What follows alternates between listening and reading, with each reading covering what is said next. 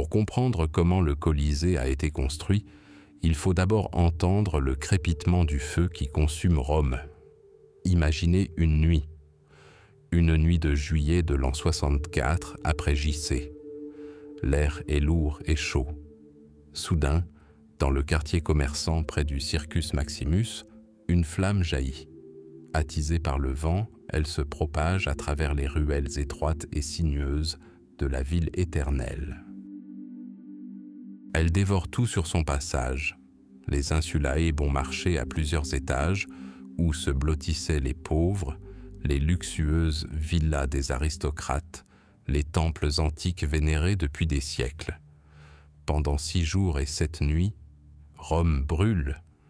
Lorsque la fumée se dissipe enfin, 3 des 14 quartiers de la ville ont été rayés de la carte. 7 autres ne sont plus que ruines. L'empereur Néron, qui se trouvait dans sa résidence de campagne, se hâta vers la capitale.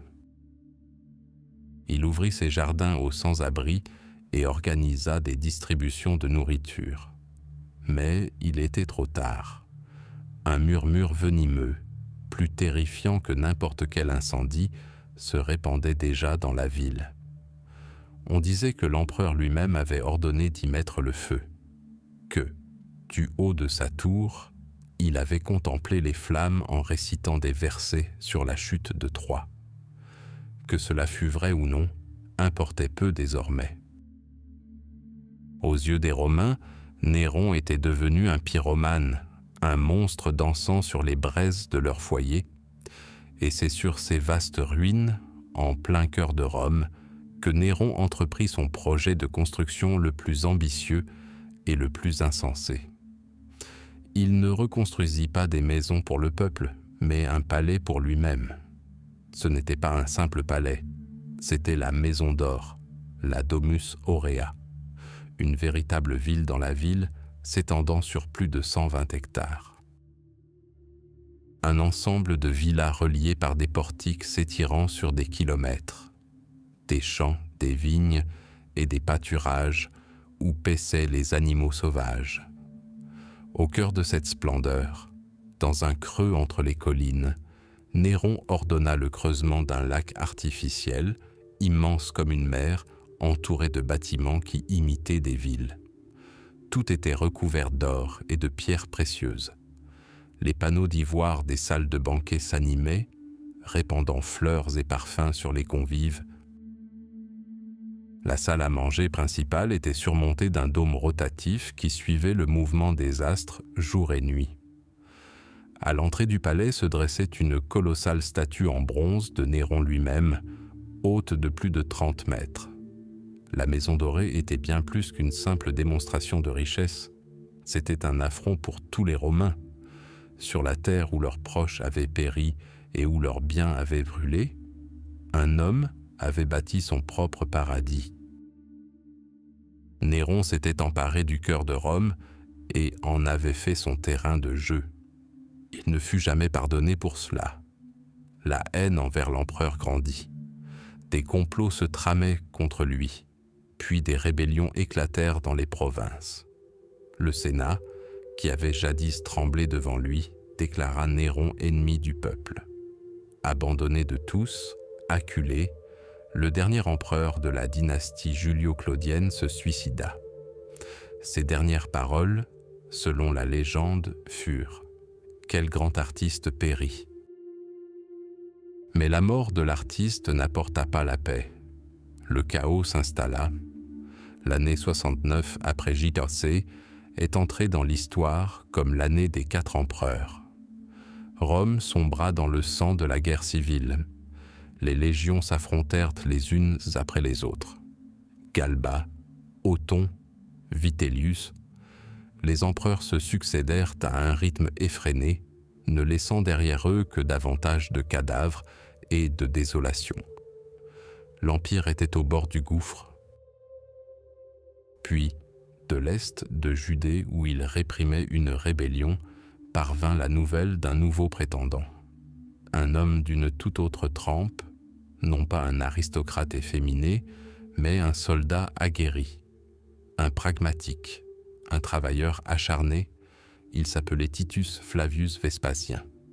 À la fin de cette année sanglante, Vespasien avait consolidé son pouvoir. Il apporta à Rome ce qu'elle désirait le plus, l'ordre et la stabilité. Mais la tâche qui l'attendait était plus ardue encore que de gagner la guerre.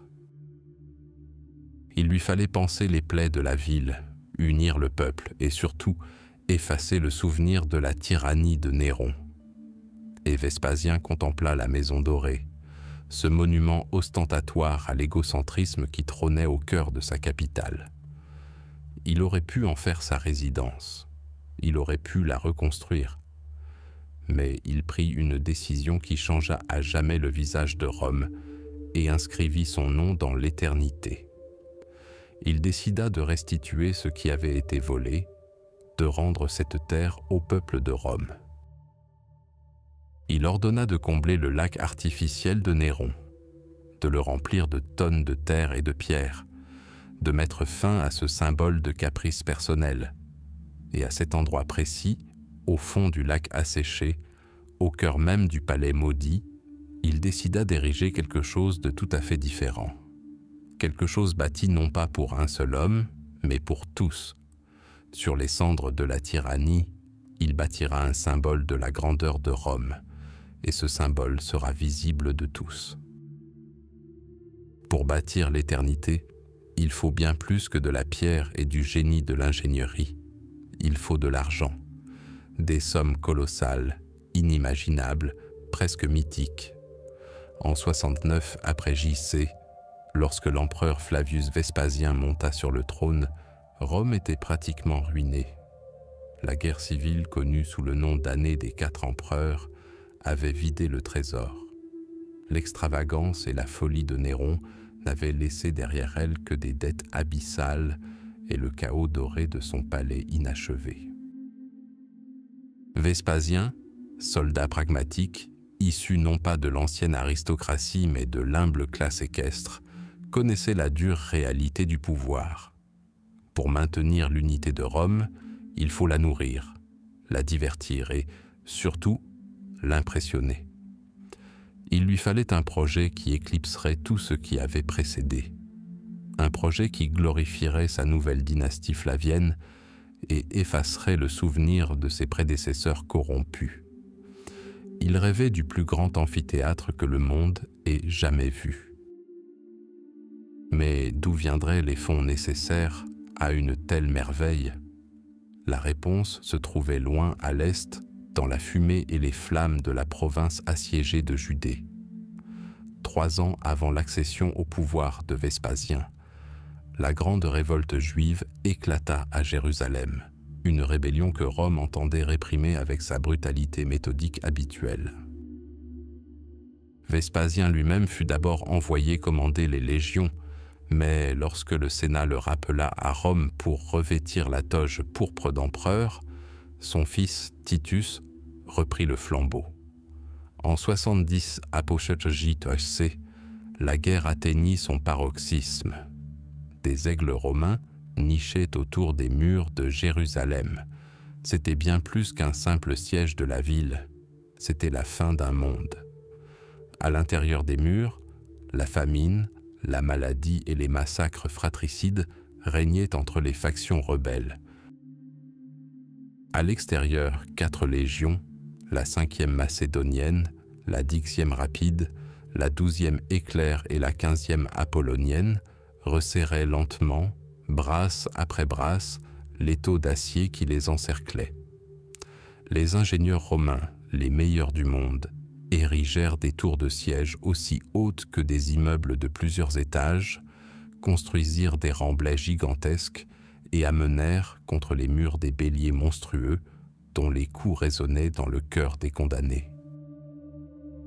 Mais l'objectif principal de Titus, le joyau caché derrière la triple muraille, n'était pas seulement la ville, c'était le temple, le second temple de Jérusalem, centre spirituel du judaïsme et, non moins important pour Rome, son cœur financier.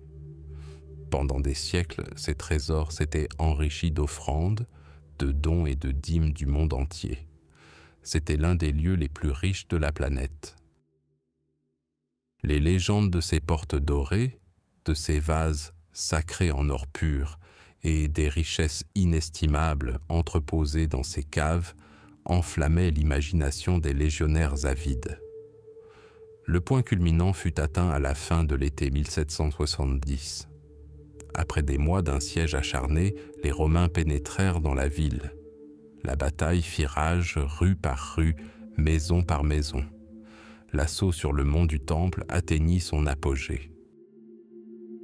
L'historien Flavius Joseph, témoin oculaire des événements, écrit que Titus voulait préserver le majestueux édifice du Temple, mais que, dans le chaos de la bataille, un légionnaire jeta une torche dans une des chambres du Temple. Le bois sec s'enflamma instantanément. Un feu dévastateur et insatiable embrasa le sanctuaire. Les soldats, grisés par le carnage et la victoire imminente, oublièrent leurs ordres. Ils se précipitèrent dans le bâtiment en flammes, tuant quiconque tentait de résister et arrachant les plaques d'or des murs qui fondirent sous la chaleur insoutenable et coulèrent en ruisseaux entre les dalles de pierre. Le temple qui se dressait depuis des siècles fut transformé en un gigantesque bûcher funéraire et, simultanément, en un fourneau de fusion. Lorsque la fumée se dissipa, Jérusalem n'était plus que ruine. La ville avait été pillée. 97 000 personnes avaient été réduites en esclavage. Mais le principal butin était l'or, des tonnes d'or et d'argent. Tout ce qui était entreposé dans le temple, tout ce qui avait été arraché de ses murs, tout ce qui avait été trouvé dans les demeures des citoyens fortunés, tout avait été méthodiquement rassemblé et chargé pour être expédié à Rome. La valeur du butin était si grande que le prix de l'or dans tout l'Empire romain chuta temporairement de près de moitié. L'année suivante, en 1771, Vespasien et Titus célébrèrent un triomphe éclatant à Rome. Le long de la voie sacrée, sous les acclamations de la foule, ils menèrent une procession illustrant leur victoire. Derrière le char triomphal étaient portés non seulement les étendards des vaincus et une foule de captifs enchaînés, mais aussi les trésors du temple de Jérusalem qui occupaient une place centrale. Sur des litières spéciales, des légionnaires portaient la menorah à 7 branches, la table d'or des pains de proposition et d'autres reliques sacrées jamais vues auparavant par les païens. C'était bien plus qu'une simple démonstration de force militaire. C'était l'étalage d'une richesse incommensurable. C'est cet or, imprégné du sang et des cendres de la ville sainte, qui allait devenir le fondement financier sur lequel Vespasien érigerait sa plus grande création. Chaque sesterce gagnée grâce à la vente des trophées juifs servirait à payer les ouvriers, à acheter du travertin à Tivoli et à acquérir des terrains au cœur de Rome. Le sang et les larmes de la Judée deviendraient le ciment et la pierre de l'amphithéâtre flavien. Ainsi, sur les ruines d'un lieu saint, commença la construction d'un autre, un temple païen du spectacle, dont le monde se souviendrait sous le nom de Colisée. Avant même que la première pierre n'en touche une autre, avant que le crissement de la scie et le fracas du marteau ne résonnent dans l'air romain, l'impensable doit être fait.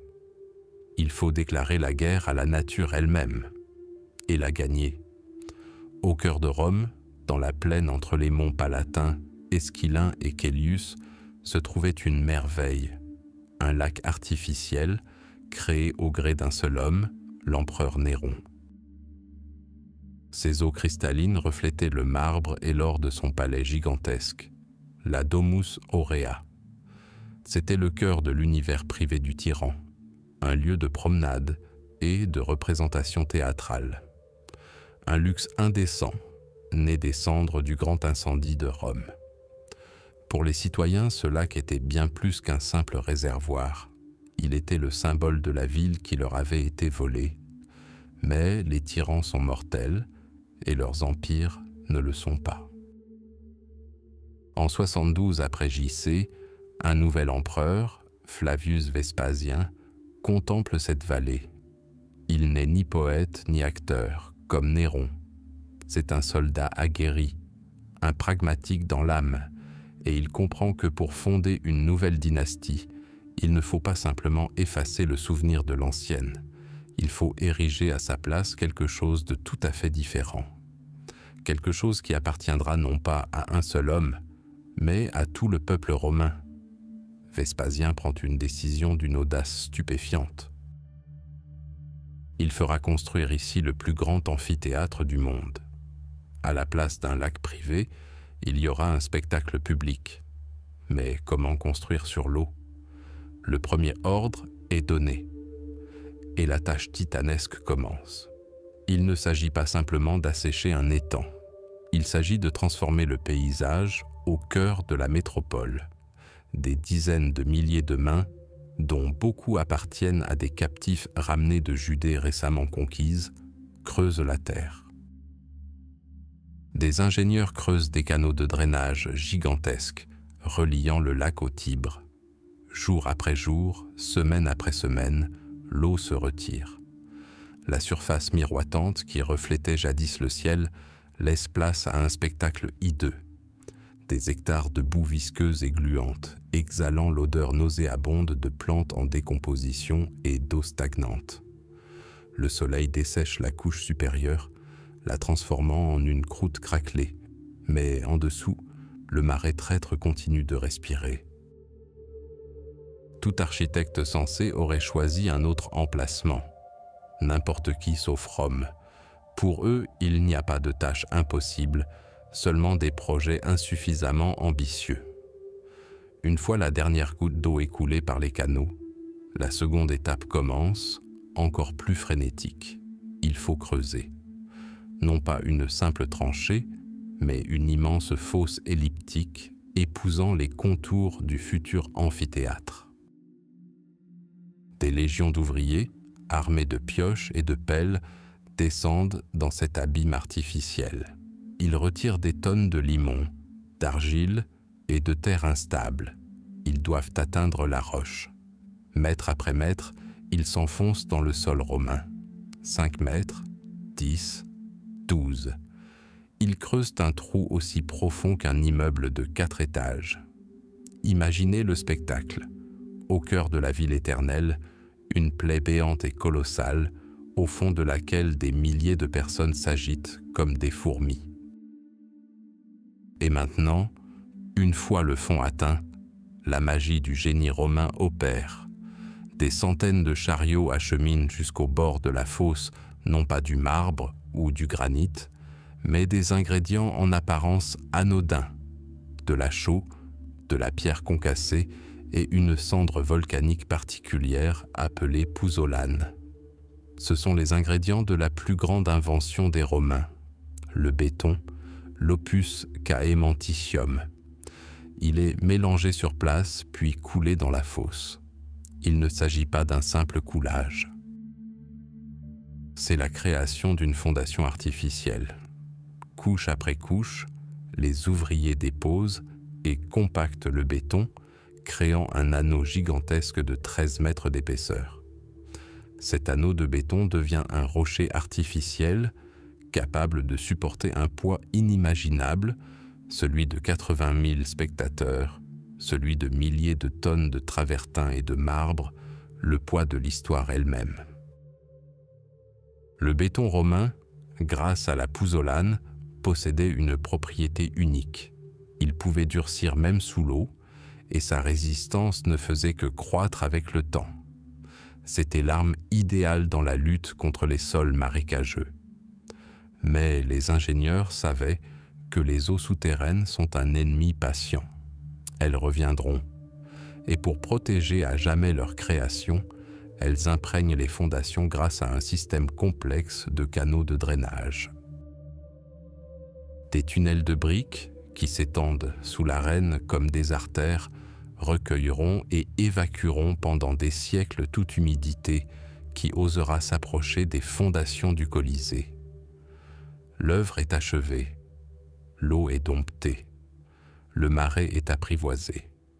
Là où Néron ne voyait qu'un miroir pour assouvir sa vanité, Vespasien a posé les fondations inébranlables du symbole de la Rome éternelle. Les fondations sont prêtes.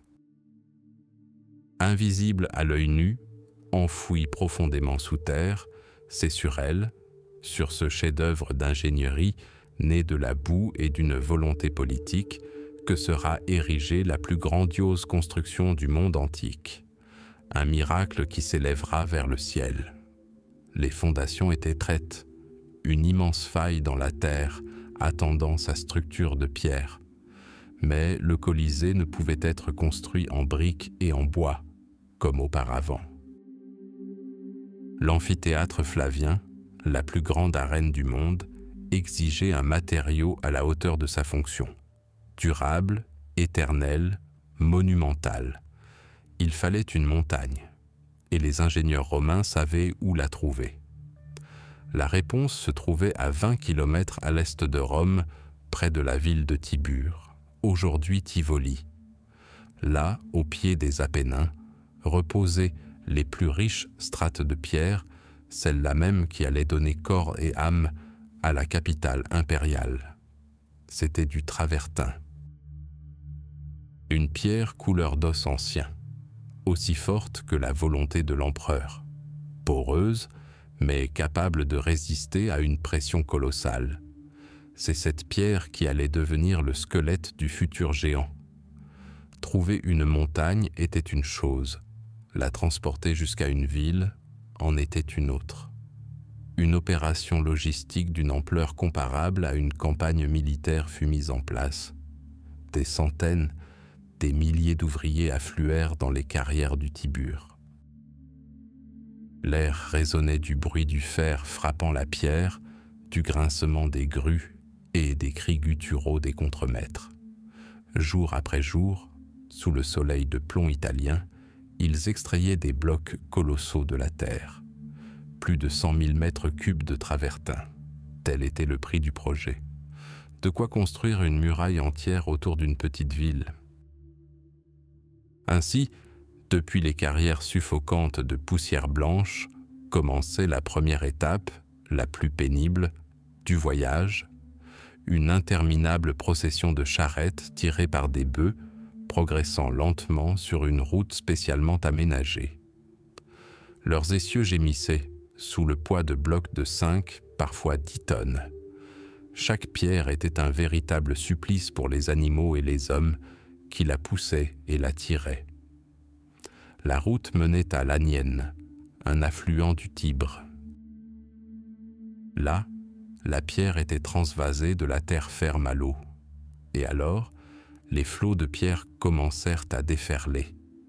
Des barges à fond plat, s'enfonçant profondément dans l'eau, s'élancèrent les unes après les autres vers l'aval.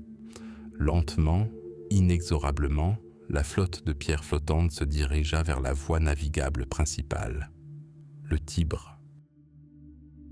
Puis, remontant le Tibre à contre-courant, les barges furent tirées en amont, jusqu'au cœur même de Rome, vers des quais spécialement aménagés près du chantier. C'était un véritable tapis roulant. Tandis que certains blocs étaient déchargés en ville, d'autres commençaient leur voyage depuis la carrière. Le mouvement ne s'arrêtait jamais. Rome puisait ses pierres dans le Tibre comme à une source inépuisable, mais le travertin n'était qu'une structure de base. Il fallait un autre matériau pour les structures internes du Colisée, plus léger, moins cher et plus rapide à travailler.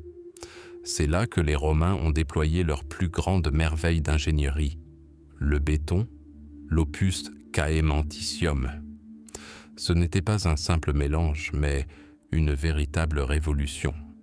Cendres volcaniques, pouzzolanes, chaux, eau et pierres concassées. Cette masse grise, une fois durcie, se transformait en un monolithe aussi solide que la pierre naturelle. On pouvait la couler dans n'importe quelle forme, créant ainsi des arches et des voûtes aux dimensions auparavant inimaginables. Des millions de mètres cubes de cette pierre liquide, liés par des couches de tuf volcaniques locales et de briques cuites, ont formé les couloirs intérieurs, les escaliers et les structures porteuses du Colisée. Travertin pour la robustesse extérieure, béton pour l'ingéniosité intérieure. Mais qui a mis en branle cette machine gigantesque? Quelles mains ont broyé la pierre pour en faire du béton? Quels dos ont plié sous le poids des blocs? La réponse à cette question marque le chapitre le plus sombre de l'histoire de la construction de l'amphithéâtre. Il ne fut pas seulement bâti par des citoyens libres et des artisans qualifiés. Sa force de travail fut le fruit des trophées vivants de la récente guerre juive. Des dizaines de milliers de prisonniers, menés enchaînés derrière le char triomphal de Vespasien et de Titus, constituèrent la principale main-d'œuvre de ce grand chantier. L'or pris au temple de Jérusalem pillé servit à payer les matériaux, et les mains de ceux qui avaient défendu ce temple érigèrent alors un monument à leur vainqueur. Le drame naît des faits. Et le fait est que le Colisée n'est pas seulement un triomphe d'ingénierie, mais aussi un monument construit sur les ruines de tout un peuple. Et lorsque la structure de travertin et les muscles de béton furent achevés, d'autres fleuves commencèrent à se déverser dans Rome. Des fleuves de luxe. De Carrare provenait le marbre d'un blanc immaculé destiné aux statues et aux ornements. D'Égypte, le granit coloré pour les colonnes. De Grèce et d'Asie mineure, les pierres précieuses pour orner les demeures aristocratiques. L'Empire apporta ses plus beaux trésors pour envelopper la puissance brute de la pierre d'un manteau de grandeur resplendissant. Ainsi, des flots de pierre, de béton, de marbre et de destin humain se rejoignirent en un seul point, dans la vallée entre trois collines. Et là où s'étendait jadis le lac artificiel du fou empereur Néron, quelque chose de nouveau surgit. Un miracle né de l'eau, du feu et de la pierre. Un miracle né du génie et de la cruauté. Le squelette prenait chair. Le Colisée s'élevait de terre. Imaginez une montagne. Non pas une montagne de terre et de pierre, sculptée par la nature pendant des millions d'années, mais une montagne construite par la main de l'homme en seulement 8 ans. Une montagne creuse. Comment est-ce possible? Comment la pierre peut-elle flotter dans les airs, créant un bassin gigantesque capable d'accueillir plus de 50 000 personnes sans s'effondrer sous son propre poids? La réponse ne réside pas dans la force brute, mais dans l'ingénieuse simplicité de deux concepts d'ingénierie fusionnés en une harmonie parfaite. C'est une symphonie d'arches et de béton. Son premier motif, le leitmotiv principal du Colisée, est visible de tous, l'arc. Les Romains n'ont pas inventé l'arc, mais ils l'ont porté à la perfection, le transformant d'un élément architectural en un principe structurel fondamental. Observez le mur extérieur de l'amphithéâtre. Ce n'est pas un mur au sens conventionnel du terme. C'est une répétition triomphante et infinie d'une même solution. 80 arcs sur le premier niveau, 80 sur le deuxième, et encore 80 sur le troisième. Au total, 240 ouvertures monumentales perçant la pierre, la rendant à la fois légère et robuste. Une arche, c'est la physique figée dans le travertin. 2 colonnes verticales, supportant le poids de tonnes de pierre, tendent à s'écarter. Mais une clé de voûte en forme de coin les maintient en place. Elle absorbe toute la charge verticale et la redistribue ingénieusement, la dirigeant en arc de cercle vers le bas et latéralement sur de puissants supports. La gravité, ennemie de tout bâtisseur, devient alliée. Elle ne détruit pas l'arche, au contraire, elle la comprime, la rendant encore plus solide. Et cette idée simple et élégante, répétée des centaines de fois, crée non seulement une façade, mais la structure porteuse de tout l'édifice. Mais l'arc ne représente que la moitié de cette conception ingénieuse. En le faisant pivoter et en l'étendant vers l'intérieur, on obtient une voûte en berceau. Ce n'est plus une simple ouverture, c'est un couloir couvert, un tunnel de pierre. Ce sont précisément ces voûtes qui constituent toutes les galeries intérieures du Colisée, son système circulatoire. Imaginez maintenant deux tunnels de ce type se croisant à angle droit. À leur confluence naît une voûte d'arête, une structure encore plus robuste et élégante, capable de couvrir de vastes espaces et de supporter un poids colossal. Toute la structure interne de l'amphithéâtre est un réseau tridimensionnel complexe d'arcs et de voûtes tissés avec une précision mathématique. C'est par ces couloirs voûtés, appelés vomitoria, que circulaient les foules, par lesquelles des dizaines de milliers de spectateurs pouvaient remplir ou quitter le bassin gigantesque en quelques minutes seulement. Ce n'était pas le chaos, mais un flux parfaitement calculé. Mais même la plus parfaite structure de pierre a besoin de matière. Et c'est là qu'intervient le second élément clé de la révolution du génie romain, un matériau qui ressemblait à de la boue, mais qui s'avérait plus résistant que la roche. Le béton romain, opus cementitium. Oubliez le ciment gris d'aujourd'hui.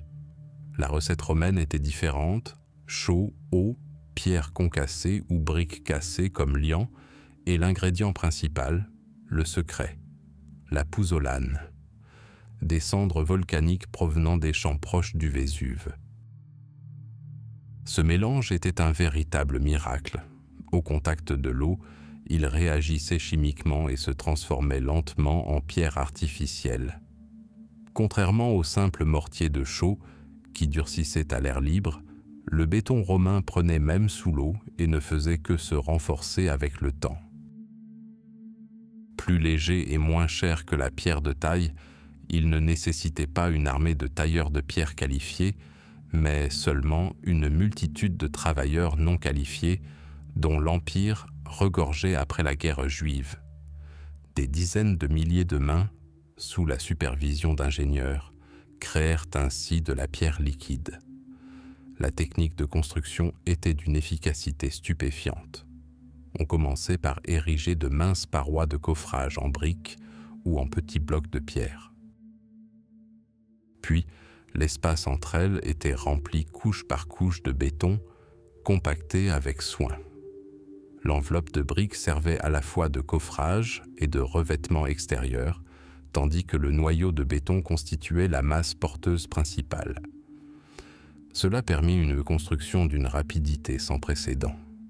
Le Colisée n'était pas taillé dans la pierre, il était en quelque sorte moulé, comme une sculpture géante. C'est le béton qui a permis aux architectes de répartir la charge avec une ingéniosité insoupçonnée. Du travertin, dense et résistant, a été incorporé au béton des fondations et des niveaux inférieurs. Plus les murs s'élevaient, plus le matériau de remplissage était léger, tuf, pierre ponce et fragments de briques légères. Les niveaux supérieurs du Colisée, malgré leur masse imposante, étaient nettement plus légers que les niveaux inférieurs. L'édifice semblait s'élever vers le ciel, perdant en poids sans perdre en solidité. Arches et béton, squelettes et muscles, l'un ne pouvait exister sans l'autre. Des arches de travertin et de briques formaient une charpente rigide, remplie de béton, scellant l'ensemble en un monolithe impénétrable. La pierre donnait le rythme, le béton menait la danse. Il ne s'agissait pas d'un simple chantier, mais d'une symphonie où chaque matériau, du marbre noble à la cendre volcanique humble, jouait un rôle précis. De cette union naquit non seulement une arène pour gladiateurs, mais un monument éternel à la gloire d'un génie de l'ingénierie qui sut maîtriser non seulement les hommes, mais aussi les lois mêmes de la physique. Avant même que la poussière de Jérusalem en ruine ne se soit déposée sur les sandales des légionnaires, un fleuve de gens, déferlait sur Rome. Il ne s'agissait pas de guerriers triomphants parés d'or. Leur seul bien était la vie qui leur avait été épargnée. Des dizaines de milliers de captifs de Judée, enchaînés, marchaient sur les routes de l'Empire vers son cœur. Ils marchaient pour ériger un monument à leur propre défaite. Ce sont eux, ces anciens marchands, artisans et scientifiques, qui ont fourni les moyens nécessaires au plus grand chantier de leur temps. Mais ce serait une erreur de considérer le Colisée comme une œuvre uniquement due au travail des esclaves. Sur cette plateforme gigantesque, dans un épais nuage de poussière de chaux et de sueur, deux armées s'affrontaient. L'une était l'armée des vaincus, condamnée aux travaux les plus pénibles et les plus ingrats. L'autre, les légions de citoyens romains libres, ingénieurs, maçons, charpentiers, sculpteurs, de fiers artisans dont l'histoire a oublié les noms, mais dont nous admirons encore l'art aujourd'hui. Imaginez cette ruche bourdonnante. Depuis les monts Tiburtins, à 25 km de Rome, s'étendent d'interminables files de chariots. Ils grincent sous le poids d'énormes blocs de travertin, une pierre couleur ivoire, destinée à devenir le parement de l'amphithéâtre. 100 000 mètres cubes de pierre ont dû être extraits, taillés et acheminés jusqu'à la ville. Les carrières, où l'air vibre de chaleur et où résonne le martèlement rythmé de milliers de marteaux, forment le premier cercle de cet enfer de construction. Là, sous un soleil de plomb, prisonniers et esclaves taillent dans la roche la future grandeur de Rome. Mais dans la ville même, sur le site du lac asséché, un tout autre travail bat déjà son plein. Ici, ce ne sont plus des contremaîtres armés de fouets qui règnent, mais des architectes, plans sur papyrus et instruments de mesure à la main. Ils commandent une armée de professionnels. Les ingénieurs romains, héritiers de grandes traditions, créent leurs plus grands miracles. Ils résonnent non pas en pierres individuelles, mais en sections entières. Une arche, une autre arche, encore une autre. 80 arches autour du périmètre du premier niveau, 80 sur le deuxième, 80 sur le troisième. Répétition, standardisation, une production quasi à la chaîne, 18 siècles avant Henry Ford. C'était une symphonie du travail organisé. On entendait le grincement des pierres, le bruit sourd des maillets de bois et le cliquetis du fer. D'immenses grues en bois dominaient le chantier, actionnées non par des bœufs, mais par des hommes. Des esclaves se déplaçaient avec l'agilité d'écureuils à l'intérieur de ces roues gigantesques, soulevant des blocs de plusieurs tonnes à des hauteurs vertigineuses. C'est la Magna Rota, la grande roue, la puissante machine de l'Antiquité. Les Romains construisaient pour durer. Chaque bloc de travertin était maintenu par bien plus que du simple mortier. Des rainures étaient creusées dans la pierre et remplies de fer en fusion, créant ainsi des assemblages d'une solidité incroyable. Des calculs ultérieurs révélèrent que le Colisée tout entier avait nécessité environ 300 tonnes de fer. Ces 300 tonnes de métal, dissimulées dans la maçonnerie, constituaient la structure invisible et pourtant indestructible de l'édifice. C'est la cupidité des descendants qui, au Moyen Âge, extrayèrent ce fer pour le refondre, qui donna au Colisée ces trous si caractéristiques. Mais le véritable secret de la rapidité et de la solidité ne résidait pas dans la pierre, mais dans le béton romain, l'opus cementitium. Ce mélange de chaux, de sable volcanique pouzzolanique et d'eau était coulé dans des coffrages en bois pour créer des voûtes et des plafonds monolithiques. Plus léger et moins coûteux, il permettait la construction de structures complexes et courbes, impossible à réaliser avec de la pierre pure. L'intérieur du Colisée, ses couloirs, ses escaliers et ses rampes était un univers de béton, dissimulé derrière un somptueux revêtement de pierre. Des dizaines de langues étaient parlées sur ce chantier. Le latin rude du centurion commandant la garde se mêlait à l'araméen guttural des captifs juifs, au dialecte grec de l'architecte d'Alexandrie et à l'accent celtique du charpentier gaulois. C'était Babylone, unie par la volonté unique de l'empereur, créer une arène comme le monde n'en avait jamais vu. Chaque jour, de l'aube au crépuscule, des milliers de mains ont érigé ce colosse. Les mains d'esclaves, le dos couvert de cicatrices, et les mains d'artisans, les paumes calleuses à force de burin et de marteau. Certains bâtissaient leur prison, d'autres leur gloire. Et de cette union brutale des contraires, de la fusion du désespoir et du génie, pierre après pierre, arche après arche, naquit le plus grand amphithéâtre de l'histoire de l'humanité. Le Colisée ne s'est pas construit ex nihilo. Il reposait sur des fondations posées par toute la puissance de l'Empire romain. Et ces fondations furent cimentées non seulement de ciment, mais aussi de sang, d'or et d'une volonté d'organisation sans précédent. Pour comprendre comment ce colosse de pierre s'est élevé vers le ciel, il nous faut examiner son moteur, les mécanismes qui l'ont mis en mouvement. Et le premier, le plus important, de ces mécanismes, c'est l'argent. Tout commença loin de Rome, dans les terres brûlées de Judée. En 70 après J.C., les légions de Vespasien et de son fils Titus réprimèrent la grande révolte et s'emparèrent de Jérusalem.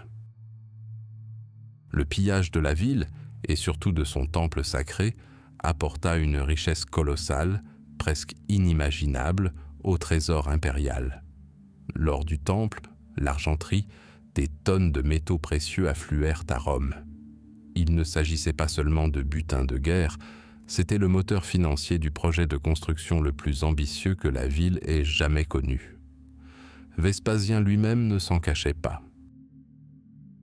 Une inscription sur le Colisée, aujourd'hui disparue mais documentée, affirmait que l'amphithéâtre avait été construit ex manubiis, c'est-à-dire avec le butin de guerre. Chaque arche, chaque gradin de ce symbole de la grandeur romaine fut financé par la destruction d'un autre peuple. Le drame naît de la réalité, mais l'argent n'est qu'un carburant. Il fallait une machine pour le transformer, et cette machine, c'était la logistique romaine. Imaginez un chantier de la taille d'une petite ville, des dizaines de milliers d'ouvriers. Qui étaient-ils? Les historiens débattent, mais le tableau qui se dessine est complexe. Ce n'étaient pas que des esclaves. Au sommet de la pyramide se trouvaient les ingénieurs et architectes impériaux, des génies de leur temps, dont les noms, hélas, ne nous sont pas parvenus. En dessous, des légions d'ouvriers qualifiés, tailleurs de pierre, charpentiers, maçons, hydrauliques. Des citoyens libres, rémunérés pour leur travail, et tout en bas, effectuant les tâches les plus pénibles et les plus ingrates, se trouvaient des milliers de captifs. Nombre d'entre eux étaient probablement ces mêmes rebelles juifs, capturés pendant la guerre, dont le trésor finançait leur labeur exténuant. Ils transportaient des pierres, creusaient la terre, préparaient le mortier. Une véritable machine humaine, travaillant de l'aube au crépuscule. А теперь о материалах. Колизей – это гора, созданная руками человека. 100 тысяч кубометров травертина знаменитого белого известняка было доставлено из карьеров в Тибуре за 20 миль от Рима. Каждый блок весил несколько тонн. Как его доставляли? Сначала на деревянных катках и повозках, запряженных валами, по специально построенной дороге до ближайшей реки, затем на барже и вниз по течению до самого сердца Рима. еще 300 тысяч тонн туфа, миллионы обожженных кирпичей, тонны железа для скрепления блоков. Это был непрерывный поток, управляемый с военной точностью. Бюрократический аппарат империи работал как часы, координируя поставки, распределяя ресурсы, обеспечивая бесперебойную работу этого гигантского муравейника. На самой площадке вступали в дело уже другие механизмы, инженерные. Над строительной площадкой возвышались деревянные скелеты подъемных кранов, полис-пастонов. Это были непростые лебедки. Внутри огромных деревянных колес, словно белки, бежали люди, приводя в движение сложную систему блоков и канатов. Их мышечная сила, умноженная законами физики, поднимала многотонные каменные блоки на головокружительную высоту в 50 метров. Скрип дерева, натянутые до предела канаты из бычьих жил, крики надсмотрщиков, ритмичный гул тысяч голосов — вот музыка, под которую рождался Колизей. Но самый гениальный механизм был скрыт от глаз зрителей. Он находился под ареной. Когда Тит открывал амфитеатр в 80-м году под деревянным полом арены, вероятно, уже были базовые конструкции. Но именно его брат и преемник, Домициан, превратил это подземелье в настоящее чудо инженерной мысли – гипогей. Это был двухуровневый лабиринт из коридоров, камер и шахт. Здесь, в полумраке, пахнущем дикими зверями и страхом, таилась вся магия игр. Сложные системы лифтов и подъемников, приводимые в движение десятками рабов, могли поднять на арену целые декорации. Гладиатор мог начать бой в окружении скал, которые через минуту сменялись лесом. Из скрытых люков на залитый солнцем песок внезапно вырывались львы, медведи, крокодилы, доставленные в клетках прямо из подземелья. Это была не просто арена, это была сцена, способная к мгновенным трансформациям. Механизм для создания чуда, механизм для управления смертью. И, наконец, над всем этим великолепием еще один механизм – Веларий. Гигантский тканевый тент, натянутый над зрительскими местами для защиты от палящего солнца. Чтобы управлять этой махиной из парусины и канатов, требовались сотни опытных моряков из имперского флота. Они работали в унисон, как на палубе боевого корабля, натягивая и ослабляя канаты, закрепленные на массивных столбах по периметру верхнего яруса. Alors, qu'est-ce que le Colisée? Bien plus qu'un simple édifice, c'est l'incarnation même de l'Empire romain, figé dans la pierre. Une puissance financière née d'une guerre de conquête. Un génie organisationnel capable de gérer des armées de bâtisseurs et un flux incessant de matériaux. Une maîtrise de l'ingénierie qui défiait les lois de la nature. Et un système brutal et pragmatique qui a mis tout cela au service d'un seul but, créer le plus grand spectacle jamais vu et démontrer à tous, du sénateur à l'esclave, qu'aucune force n'était plus puissante que la volonté de Rome. En l'an 80 après JC, Rome retint son souffle. Une décennie de travaux colossaux s'achevait. Ce qui n'était au départ qu'une fosse pour la Domus Aurea, la demeure honnie de Néron, dominait désormais la ville telle une couronne de travertins et de béton. L'amphithéâtre Flavien. Nous l'appelons le Colisée. L'empereur Titus, fils du divinisé Vespasien, offrit à la ville bien plus qu'un simple édifice. Il lui offrit un spectacle sans précédent dans l'histoire. 100 jours. 100 jours de jeu pour inaugurer les nouvelles arènes. 100 jours de sang et de sable, imaginez le matin du premier jour. 50 000 âmes, des sénateurs en toge, d'un blanc immaculé dans les gradins inférieurs, jusqu'aux plébéiens sous le toit même, emplissent ce cocon de pierre. L'air chaud frémit sur le marbre, se mêlant au murmure des voix. Ce n'est pas une simple foule, c'est Rome tout entière en coupe transversale, une hiérarchie sculptée dans la pierre. Et tous attendent. Titus ne déçut pas. Une procession solennelle ouvrit les jeux.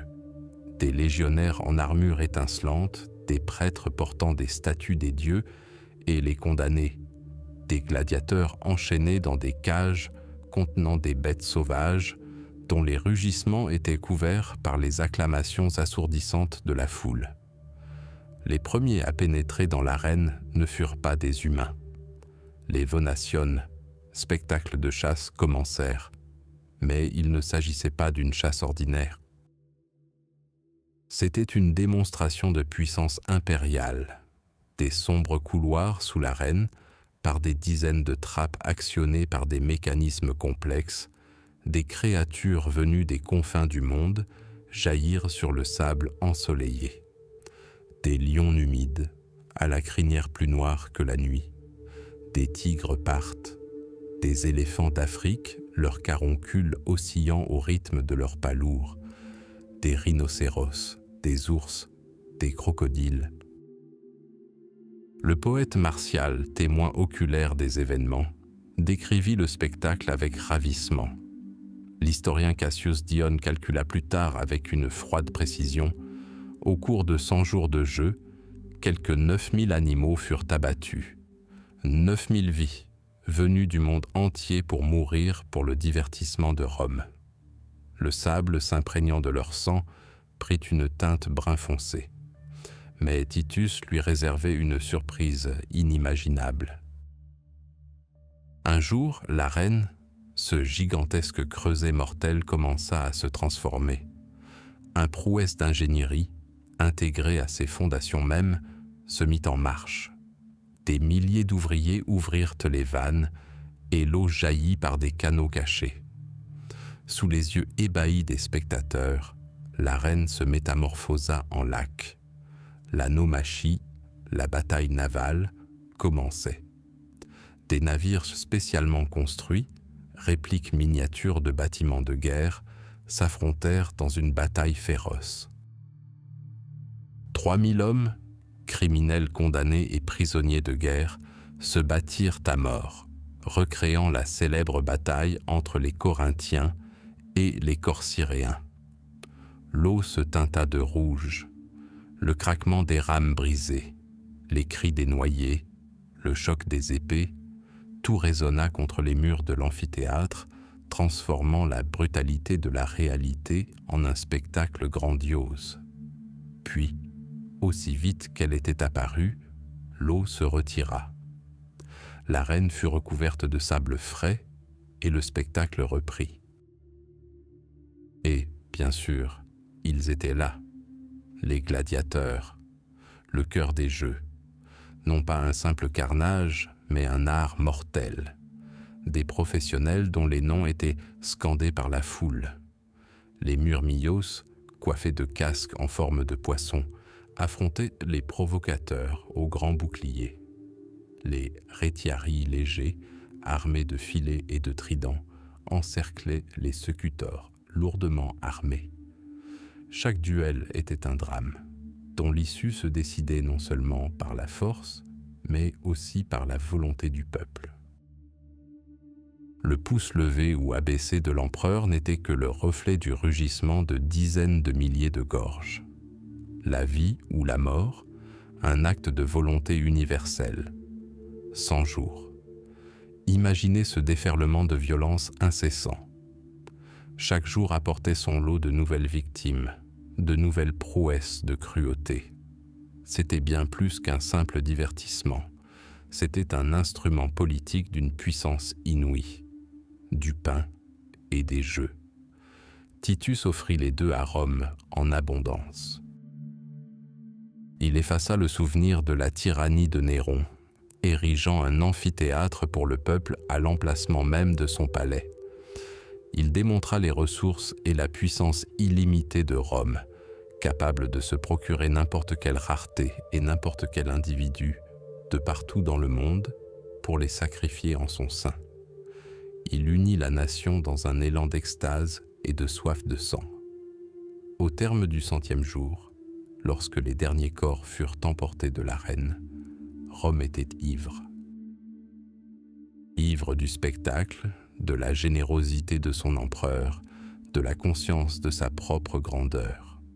Le grondement de la foule s'apaisa, mais les pierres du Colisée conservèrent à jamais l'écho de ses 100 jours. Ce fut son baptême, un baptême de feu, d'eau et de sang, et à l'aube du jour suivant, des hommes et des bêtes nouveaux émergèrent sur le sable frais et lisse. La machine de mort mise en branle par Titus était désormais irréversible. Ce que voyait le citoyen romain n'était que la moitié de la vérité. L'arène baignée de soleil, les cris de la foule, l'éclat des armures, tout cela n'était qu'une façade. La véritable merveille, le cœur obscur du Colisée, battait profondément sous ses pieds. Il avait un nom, l'hypogée, les souterrains. Lorsque l'empereur Vespasien conçut son amphithéâtre, un lac s'étendait à l'emplacement de l'ancienne arène. Son fils Titus inaugura le Colisée avec de grands jeux et l'arène pouvait être inondée pour des batailles navales ou nomachie. Mais le plus jeune fils de Vespasien, Domitien, était un homme d'une autre trempe. Il ne se contentait pas d'égaler la grandeur de son père et de son frère, il aspirait à les surpasser. Et il comprit. L'avenir du spectacle ne résidait pas dans l'eau, mais dans l'illusion, la surprise, la magie.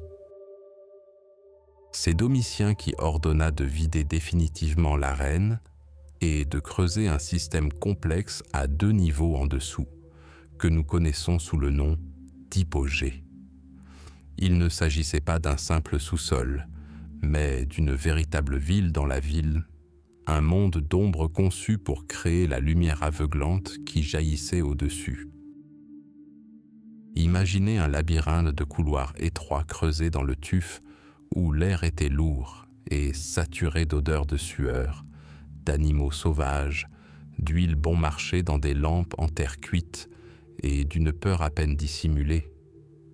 Là, dans la pénombre, se trouvaient les cellules exiguës des gladiateurs attendant leur libération. Non pas des salles de repos, mais des cellules de pierre, où le cliquetis des armes se mêlait aux prières murmurées aux dieux des enfers. Non loin de là, dans des cages plus robustes, des lions de Numidie, des panthères de Gaule et des ours de Calédonie se débattaient. Leurs rugissements, graves et gutturaux, constituaient la bande-son sourde et rauque de ce lieu. Mais les couloirs et les cages n'étaient que la périphérie. Le cœur de l'hypogée résidait dans ces mécanismes. Domitien et ses ingénieurs avaient créé une chose incroyable, un système d'environ 80 puits verticaux, traversant le cachot et s'ouvrant directement sur l'arène par des trappes astucieusement dissimulées. À l'intérieur de chaque puits se trouvait une plateforme élévatrice, un ascenseur.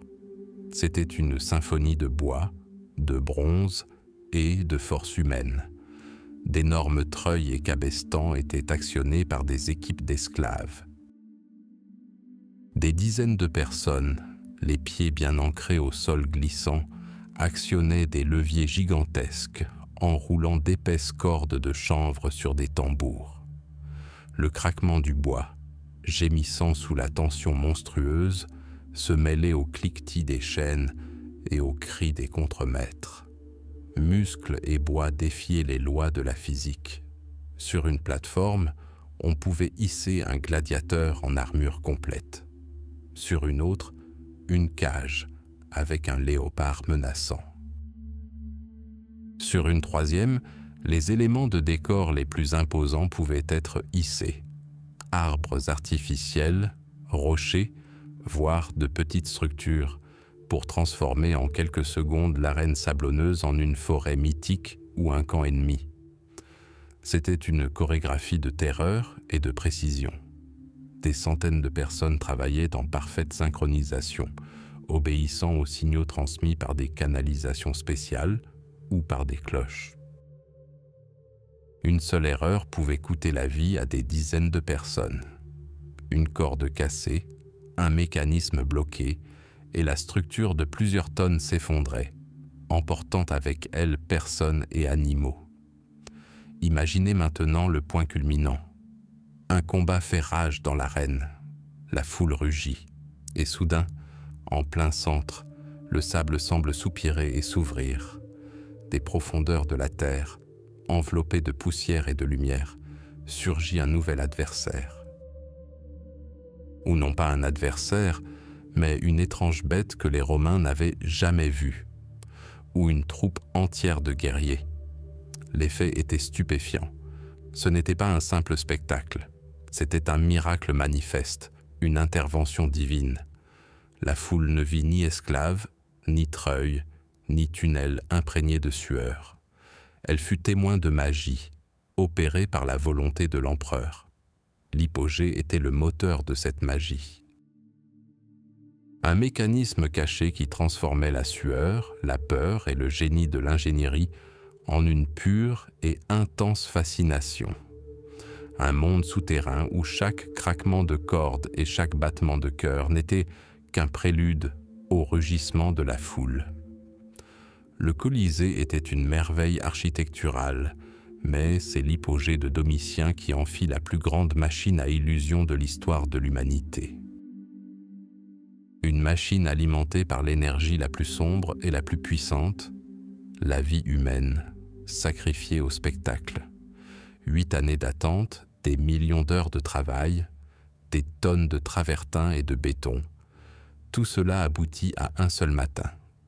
En 80 après JC, sur ordre de l'empereur Titus, les portes de l'amphithéâtre Flavien s'ouvrirent, et Rome s'y engouffra. Ce n'était pas un simple flot de personnes. C'était une procession ordonnée, une représentation miniature du monde entier, un diagramme vivant de la société romaine.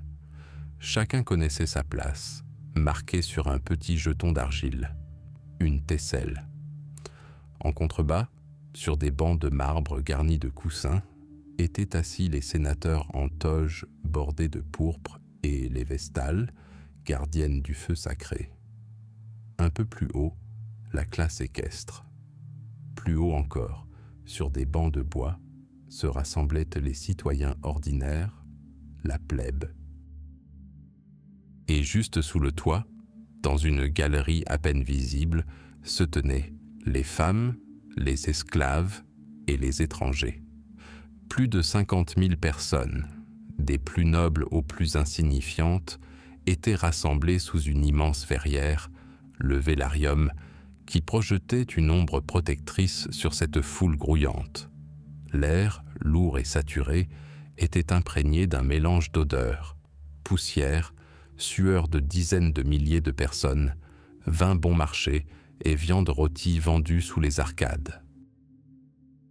Mais tout cela était couvert par le son principal, un bourdonnement sourd et croissant d'impatience. C'était comme le grondement d'un volcan lointain. Puis, lorsque la loge impériale fut pleine, lorsque Titus lui-même, le donateur de ces jeux, prit place, le bourdonnement se transforma en un rugissement assourdissant. 100 jours de festivités, 100 jours de spectacles sans précédent, financés par le butin de la guerre judéo-romaine. Le Colisée était destiné à montrer à Rome et au monde la puissance et la richesse de l'Empire. La matinée commença par une chasse. Mais c'était bien plus qu'une simple chasse. C'était une démonstration de puissance sur la nature elle-même.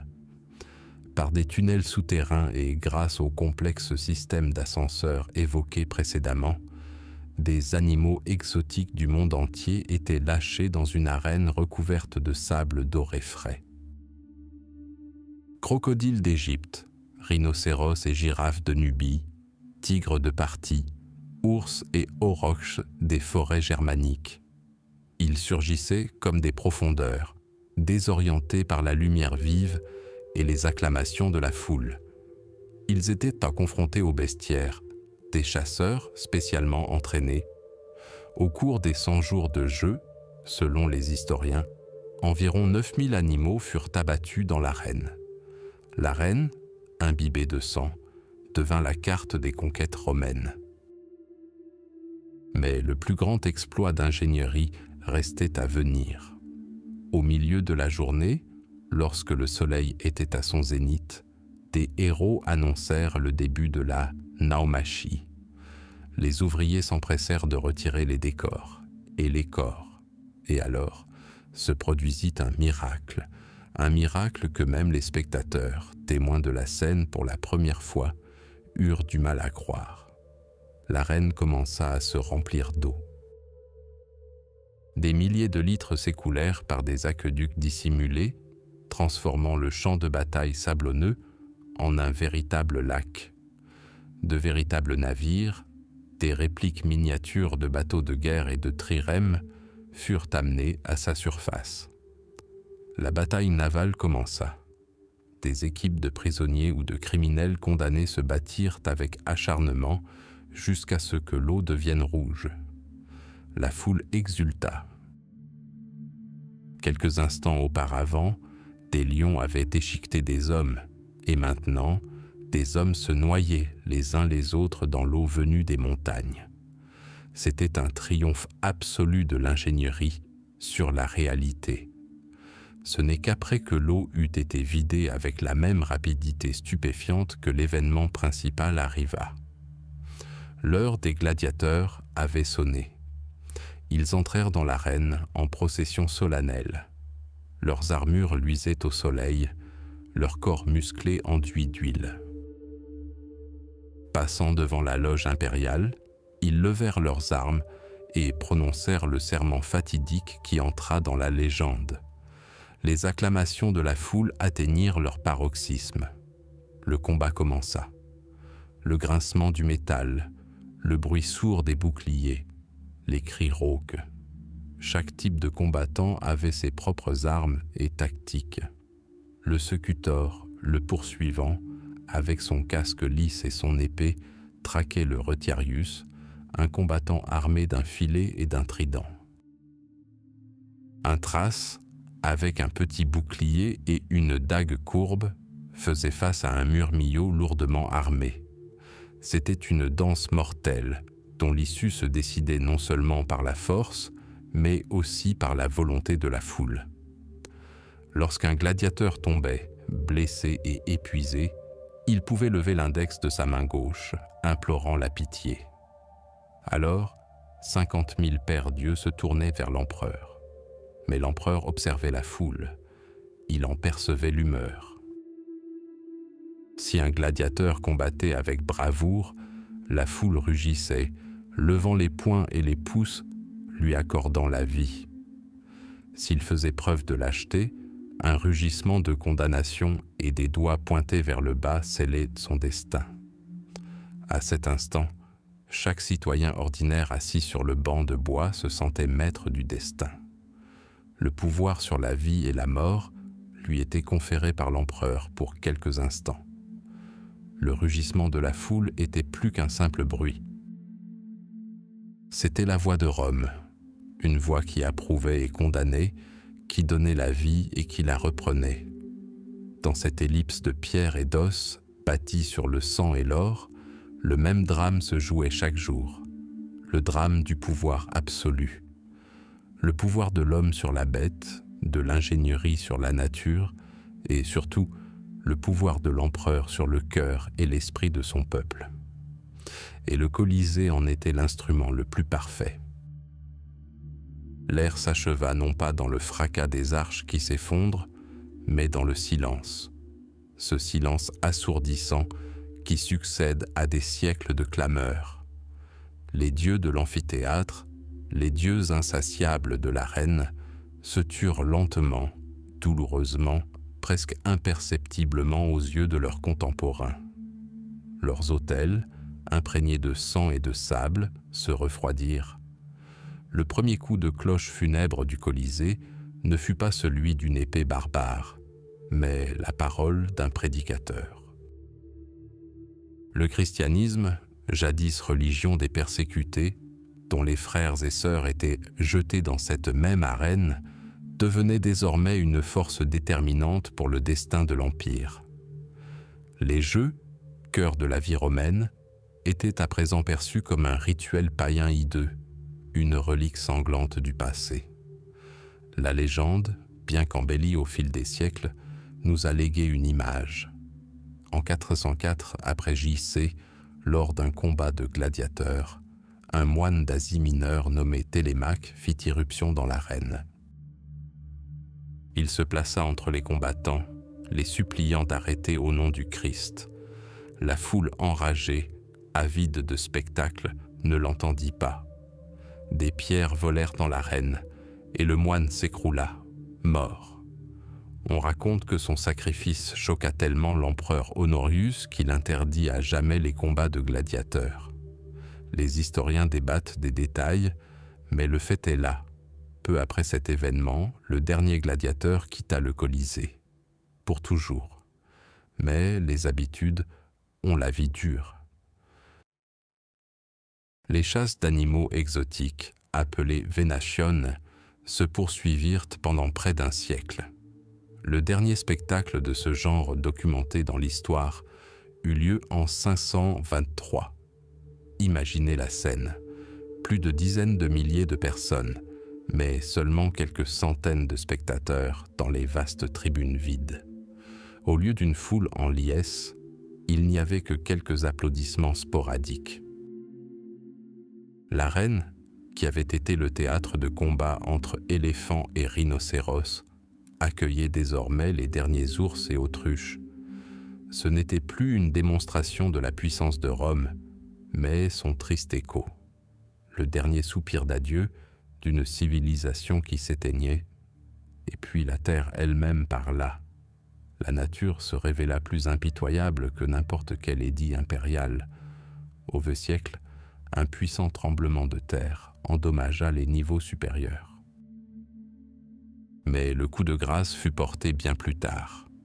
En 1349, le sol sous la ville éternelle trembla avec une force monstrueuse. Le mur extérieur sud du Colisée, celui-là même qui avait reflété le soleil de midi pendant des siècles, s'effondra tout simplement vers l'intérieur, tel un géant frappé par une lance invisible. D'énormes blocs de travertin, pesant chacun plusieurs tonnes, roulèrent sur le sol, formant une gigantesque montagne de pierres. Et puis le pire commença. Les Romains se mirent à dévorer leur propre création. Le Colisée, merveille d'ingénierie, fut transformé en carrière. Une carrière à ciel ouvert en plein cœur de la ville. Ce que le temps n'avait pu détruire fut achevé par la main de l'homme. Le raclement du métal sur la pierre devint la nouvelle musique de l'amphithéâtre. Des milliers de crampons de plomb et de fer, qui maintenaient les blocs ensemble de l'intérieur, furent arrachés sauvagement, laissant les hideuses marques que nous voyons encore aujourd'hui. De ces blessures naquirent les palais de la noblesse romaine, les ponts sur le Tibre et même une partie de la basilique Saint-Pierre. La pierre qui gardait en mémoire les cris des gladiateurs devint la fondation d'églises chrétiennes. Ironie suprême de l'histoire. Mais même en ruine, le Colisée n'était pas mort. Il avait simplement changé de fonction. Au Moyen Âge, le puissant clan Frangipani en transforma une partie en une forteresse imprenable. Là où rugissaient les lions, les portes d'un château féodal grinçaient désormais. Les arcades des niveaux inférieurs, jadis occupées par des cages à animaux sauvages, furent métamorphosées en ateliers d'artisans, entrepôts et même en modestes habitations. À l'intérieur de cette gigantesque structure, une nouvelle vie s'animait. Tanneurs, cordiers et marchands y vivaient. L'odeur de sueur et de fumier remplaçait celle du sang et de la poussière. Pendant des siècles, il ne fut plus que l'ombre de lui-même. Un immense vestige béant de sa gloire passée, démantelé pièce par pièce. Mais alors que le Colisée semblait avoir complètement disparu, l'impensable se produisit. Le souvenir revint, sous une forme différente. L'Église, qui avait jadis maudit le lieu, le considéra non plus comme un cirque païen, mais comme un lieu saint. L'arène fut proclamée lieu du martyre de milliers de premiers chrétiens. Au milieu du XVIIIe siècle, le pape Benoît XIV consacra le Colisée. Il le déclara monument à la Passion du Christ et interdit tout pillage. Une croix fut érigée dans l'arène et des autels symbolisant le chemin de croix furent placés tout autour. Ainsi, les dieux de l'arène se turent à jamais. Leur place fut prise par le Dieu unique dont les fidèles avaient jadis péri sur ce sable. Le Colisée n'était plus seulement une ruine. Il devint un symbole de la cruauté du monde païen et du triomphe d'une foi nouvelle. La boucle était bouclée. Le fracas des combats laissa place à la prière silencieuse. Et c'est ce silence, chargé d'une signification nouvelle, qui l'a préservé jusqu'à nous. Et voilà, c'est prêt, l'amphithéâtre flavien. Une création parfaite où le génie de l'ingénierie a servi la soif de spectacle, mais un édifice, même le plus grandiose, ne prend véritablement vie que lorsque la vie investit ses murs, ou la mort. En 80 après JC, le fils de Vespasien, l'empereur Titus, inaugura le Colisée. Rome s'enfonça alors dans 100 jours de festivités sanglantes et ininterrompues. 80 000 voix s'unirent en un rugissement assourdissant qui fit trembler les collines de la ville éternelle. C'était le son de la puissance, le son de l'extase, le son de l'attente. L'arène, surface de bois brillant imbibée de sable pour absorber le sang, devint le théâtre de spectacles inimaginables. D'abord, un triomphe sur la nature. 9000 animaux sauvages, venus des 4 coins de l'Empire, périssent lors de chastes démonstrations, les venations. Des éléphants d'Afrique, des tigres de Parthie, des ours du Nord. Leur fureur et leur désespoir ne sont qu'un divertissement pour la foule. Puis, lorsque des mécanismes sous l'arène mettent en mouvement d'énormes contrepoids, le sol disparaît, et à sa place, l'eau apparaît. Le Colisée se transforme en lac artificiel. Les naumachies, reconstitution de grandes batailles navales, commencent.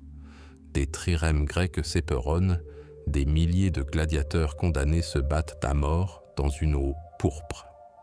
Un chef-d'œuvre d'ingénierie au service de l'organisation impeccable d'un massacre de masse. Ainsi s'écoulent les décennies. Les siècles.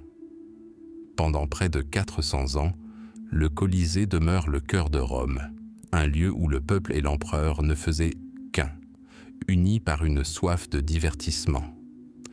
Les dynasties se succèdent, les temples des anciens dieux s'écroulent, de nouvelles modes remplacent les toges. Mais le Colisée demeure.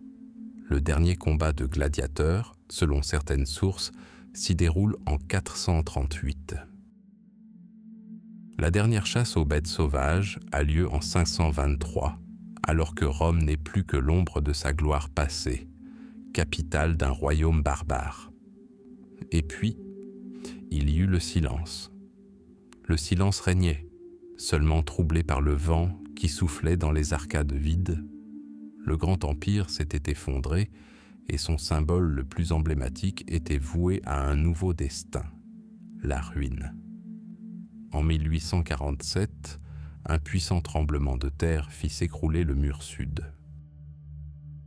D'immenses blocs de travertin, jadis assemblés avec une précision micrométrique, s'écrasèrent comme des cubes. Le Colisée reçut une blessure inguérissable. Puis Rome, pragmatique et appauvrie, contempla son géant déchu non avec crainte, mais avec calcul. Le Colisée devint une carrière, la plus grande source de matériaux de construction au monde. Ses plaies fondèrent une ère nouvelle. Les agrafes métalliques qui maintenaient les blocs furent arrachées, laissant dans la pierre des rangées d'entailles que nous voyons encore aujourd'hui. Son travertin orne désormais les façades du Palazzo Venezia et du Palazzo Barberini. Les murs de la chancellerie et même le revêtement de la basilique Saint-Pierre. Ainsi naquit l'amer proverbe romain. Ce que les barbares n'ont pas fait, les Barberini l'ont fait. Au Moyen Âge, ces imposantes ruines devinrent une forteresse pour la famille aristocratique Frangipani. Artisans, marchands et mendiants se rassemblaient sous ces arcades. La vie continuait sur les vestiges du passé. Mais l'oubli ne pouvait durer éternellement. Au milieu du XVIIIe siècle, le pape Benoît XIV mit fin à la destruction. Il déclara le Colisée lieu saint, monument dédié aux martyrs chrétiens qui auraient péri dans son arène. Ce fait est historiquement contestable.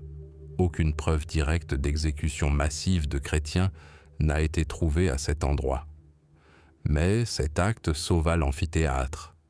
D'un temple païen, il fut transformé en sanctuaire chrétien.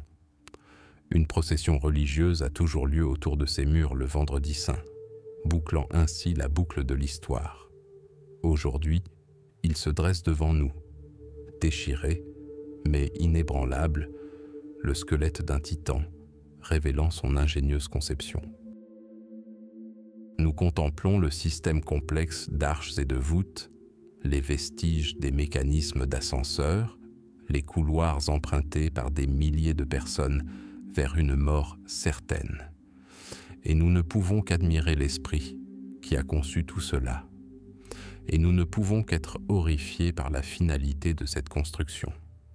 Le Colisée est un écho de pierre, l'écho des rugissements de la foule et des cris de mort, l'écho du cliquetis des épées et du grincement des ascenseurs, l'écho des grondements des tremblements de terre et du martèlement des marteaux qui brisent sa chair. Ce n'est plus une arène, c'est un témoin éternel, témoin de la grandeur et de la cruauté de Rome, de son triomphe technique et de son paradoxe moral. Et lorsque le vent nocturne balaie ses gradins vides, il semble murmurer la vérité ultime. La pierre n'oublie rien, et son silence est assourdissant, plus encore que n'importe quel cri.